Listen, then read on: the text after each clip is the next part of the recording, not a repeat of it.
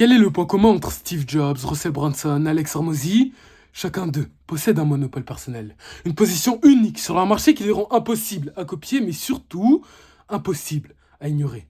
Dans cette vidéo, nous allons voir ce qu'est réellement un monopole personnel, puisque spoiler alert, ce n'est pas du tout ce que tu penses, mais encore, nous allons voir comment est-ce que tu vas pouvoir te bâtir ton propre monopole personnel basé sur tes compétences et ton expérience, et surtout, comment est-ce que tu vas pouvoir l'appliquer de manière stratégique pour toi aussi devenir inévitable sur ton marché. Mais avant de vouloir devenir inévitable dans son marché, il faut savoir ce qu'est réellement un monopole personnel. Et, spoiler alert encore une fois, un monopole personnel repose sur 2 piliers fondamentaux. Premièrement, une position unique. Une position unique basée sur tes compétences spécifiques, et par compétences spécifiques, je veux dire une notion extrêmement importante, donc écoute bien, une association de compétences, on verra ça plus tard. Spoiler alert encore une fois, c'est vraiment pas ce que tu crois, ta personnalité authentique et ton expérience vécue. Et deuxièmement, sur le fait de rester top of mind constamment dans ton marché. Donc une présence mentale permanente chez tes prospects et être la première personne à laquelle ils pensent dans ton domaine. Et pour ce faire, il va falloir que tu quittes le domaine du virtuel pour rentrer dans le domaine du physique. Quelque chose de très stratégique que Alex Hormozy, Steve Jobs et Daniel J. Sales ont appliqué. Naval Ravikant a dit « Vous voulez être le seul capable de faire ce que vous faites. » Et pour ce faire, encore une fois, il faut réussir à passer du domaine virtuel au domaine physique. Quelque chose vraiment d'incroyablement important. Genre, c'est une notion, si tu as envie de scaler à littéralement plus de 100 000 euros par mois, il va te la falloir. Voici les fondations stratégiques. Vu que un monopole personnel, ça peut pas juste se bâtir comme ça. Non, il y a des étapes. Il y a ce qu'on va appeler une approche progressive. De 0 à 15, 20 000 euros par mois, il faut que tu te concentres sur toi. Il ne faut pas que tu cherches à réinventer la roue. Non, il faut que tu te concentres sur toi, tes compétences plus ton expérience. Quand je dis compétences, c'est bien évidemment association de compétences. Ici encore, la notion qu'on verra d'ailleurs juste après, qui est ultra importante, je rappelle, refais ce que tes concurrents font, mais en mieux. Dès que tu arrives à faire ça, il va falloir que tu commences à chercher, identifier les angles morts de ton marché. Et surtout, comme j'ai pu te le dire, ne réinvente pas immédiatement la roue. Puis seulement une fois que tu as fait tout ça, identifie les angles morts de ton marché et développe ton approche révolutionnaire. L'objectif ici, c'est de maîtriser d'abord l'existant avant d'innover. Et ça, on va le voir partout. Que ce soit chez Alex Hormozy, qui a commencé par des coachings avant de proposer ce qu'il fait. Que ce soit chez Apple, qui ont d'abord commencé par maîtriser les fondamentaux du smartphone avant de proposer leur version du smartphone qui est l'iPhone, que ce soit chez, je sais pas moi, Russell Brunson, que ce soit chez Steve Jobs ou autre. Ensuite, deuxièmement, il va te falloir une association unique, un stack de compétences. Et quand je dis stack de compétences, ce n'est pas juste avoir des compétences. Non, c'est une association de compétences que tu maîtrises. Et ce, de manière consciente ou inconsciente. L'exemple que je kiffe montrer, c'est, premièrement, Steve Jobs. Il est compétent dans le design, dans la technologie, dans le storytelling et dans la distribution.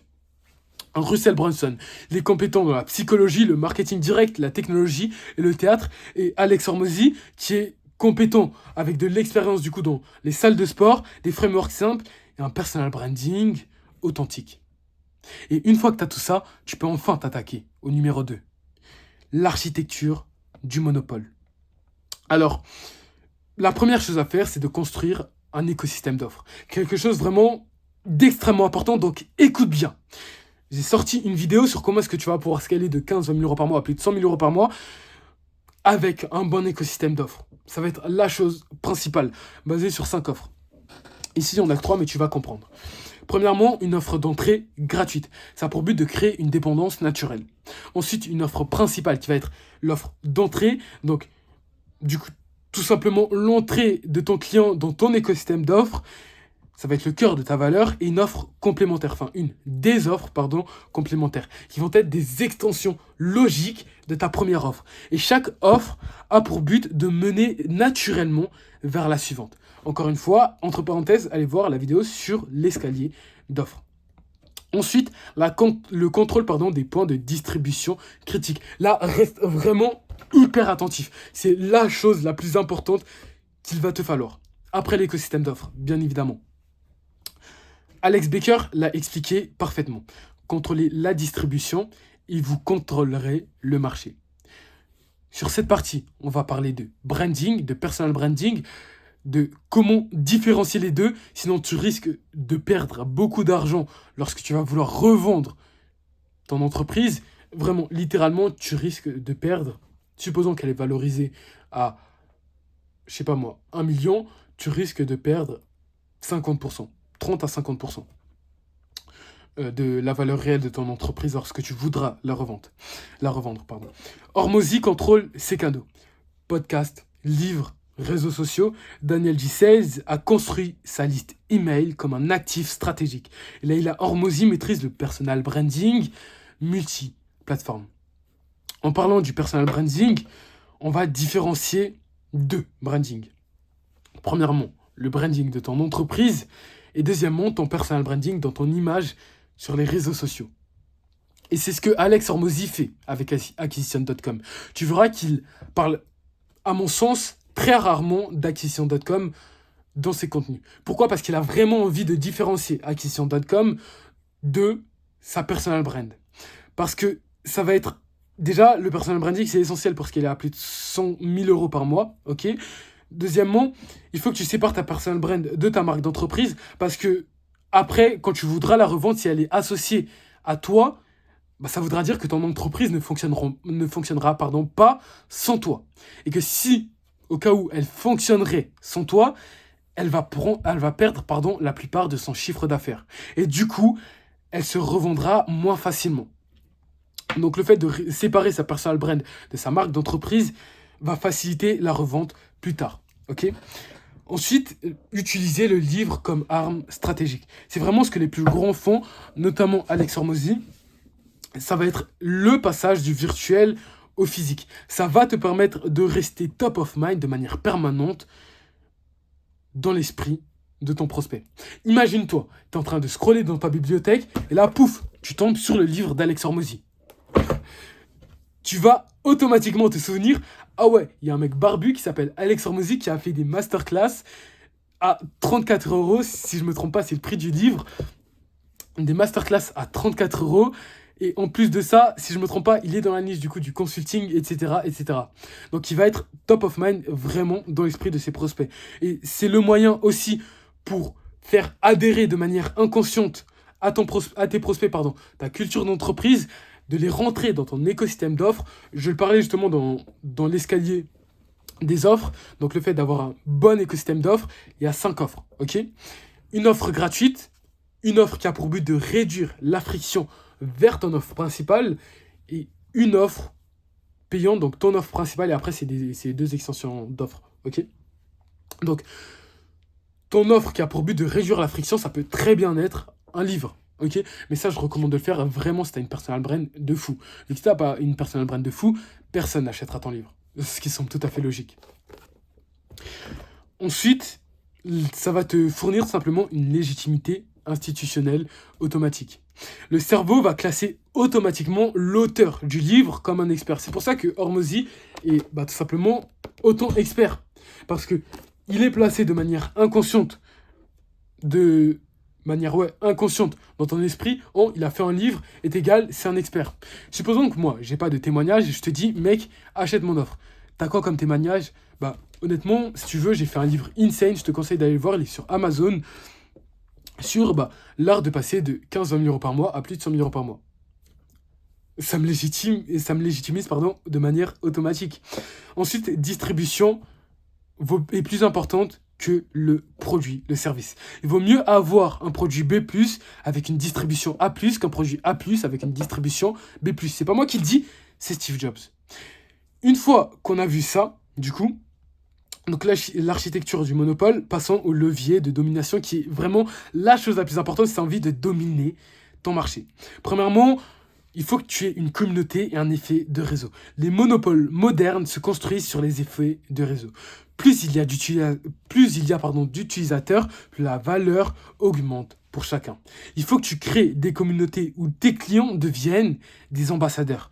Russell Brunson, avec ClickFunnels, a créé une communauté de marketeurs qui s'entraident. Le principe, c'est vraiment que plus ta communauté grandit, plus tu auras une base de leads chauds. Donc tes clients deviendront de manière automatiquement tes ambassadeurs. Et c'est vraiment nice. Et quand je dis communauté, je réfère surtout à ta communauté gratuite, de ton offre gratuite. Ok ? Passons maintenant à 6 aux barrières à l'entrée. Ce qui va te permettre simplement de garder tes avantages vis-à-vis de ta concurrence. Premièrement, ça va se baser sur 3 capitales. Premièrement, le capital social, donc ta communauté, ta réputation et ta personal brand. Deuxièmement, ton capital intellectuel, donc ton association de compétences uniques, ton expérience personnelle et tes méthodes que tu as développées. Et pour finir, ton capital de données. Donc, tu collectes tout dès la première offre gratuite, qui télécharge quand et surtout comment est-ce qu'ils vont le consommer, leur vitesse de progression des utilisateurs. Ces données vont te fournir un avantage concurrentiel. Un avantage concurrentiel, mais pas un petit. Un avantage concurrentiel de fou. Pourquoi ? Parce que plus tu auras de données sur ton audience cible, sur ton avatar cible, plus tu seras apte à leur donner ce qu'ils veulent et plus tu pourras rester dans la tête de leurs prospects, de vos prospects. Maintenant, passons à l'exécution tactique. Stratégie des 1000 True Fans. Il faut que tu commences petit, mais domines complètement. Ne vaut être numéro 1 sur une niche de 1000 personnes que numéro 100 sur 1 million de personnes. Donc il va falloir que tu maîtrises ce que tes concurrents font, mais en mieux, ce que je t'ai dit, puis après que tu acquiers une connaissance profonde du marché, et après que tu vas commencer à t'élargir progressivement en développant des stratégies basées sur les angles que tes concurrents n'ont pas vus, sur les défauts des produits qu'ils ont, tout simplement. Ensuite, innovation constante et cannibalisation. Méthode des 3 horizons que j'ai parlé, si je ne me trompe pas, dans ma dernière vidéo. 70% de capital dans ton produit qui fonctionne, 20% dans les extensions du produit actuel et 10% dans le nouveau produit pour cannibaliser l'ancien. Ton objectif ici, c'est de tuer ton propre produit avant que d'autres ne le fassent. Tu ne peux pas te permettre de garder ton produit pendant 1 an, 2 ans, 3 ans. Pourquoi ? Parce que tes prospects vont finir par tuer ton produit à ta place. Nous vivons dans une ère où tout va 10 fois plus vite. Dans mon ancienne vidéo, j'avais pris l'exemple d'Uber. Uber a simplement conquis le marché des taxis en 3 ans, pas en 20 ans. Il a détruit littéralement le marché des taxis en 3 ans. Ou même l'exemple de Kodak. Kodak qui était trop attaché à son ancien produit, qui n'avait pas envie de révolutionner, de passer à un nouveau produit plus fonctionnel. Résultat, il a été détruit en 5 ans. Une entreprise qui pèse littéralement des milliards. 9. Maîtriser la perception de la perception et du timing. Donc là, il y a un ordre critique. Il faut d'abord que tu instaures la perception chez tes prospects, puis après que tu instaures le produit. Les éléments clés ici, c'est ton contrôle narratif personnel, personnel, ton timing parfait. Donc il ne faut pas que tu l'instaures trop tôt ni trop tard. Je le rappelle encore une fois, mais celui qui arrive trop tôt a tort et celui qui arrive trop tard a aussi tort. Parce que c'est une compétence d'arriver pile à l'heure. Et créer de la rareté et de l'urgence authentique. Avant de te donner le framework d'implémentation accélérée, je tiens à te dire que si tu es resté jusqu'ici, pendant tout le long de la vidéo, ça prouve que tu dois t'abonner. Pourquoi ? Parce que, tout simplement, je pense que tu as vu, mais je donne de la valeur qui est tout simplement insane sur le marché français. Et rien que pour ça, tu dois t'abonner. Donc le framework, phase 0, audit personnel, qui doit durer 2 semaines. Phase 1, copie améliorée, qui doit durer 3 à 6 mois. Phase 2, différenciation de 6 à 12 mois. Et phase 3, domination de 12 à 24 mois. Je te laisse mettre pause et regarder les étapes de chacune des phases de manière plus individuelle. Et surtout, le fait de les lire et de ne pas les entendre, ça va te permettre de mieux assimiler. Et si tu veux, tu peux les noter, comme ça, tu assimiles mieux aussi. Donc, les principes critiques que tu dois retenir. Premièrement, ta vitesse d'exécution. La meilleure partie est aucune partie. Le meilleur processus est aucun processus. C'est la règle d'Elon Musk. Il faut que tu le lances, ton produit. Et ce, même s'il est imparfait. Et que tu l'itères, donc tu l'améliores de manière rapidement, que tu cannibalises à chaque fois l'ancien produit. C'est ce qu'Apple fait, jusqu'à atteindre la perfection. La distribution avant tout. Action concrète.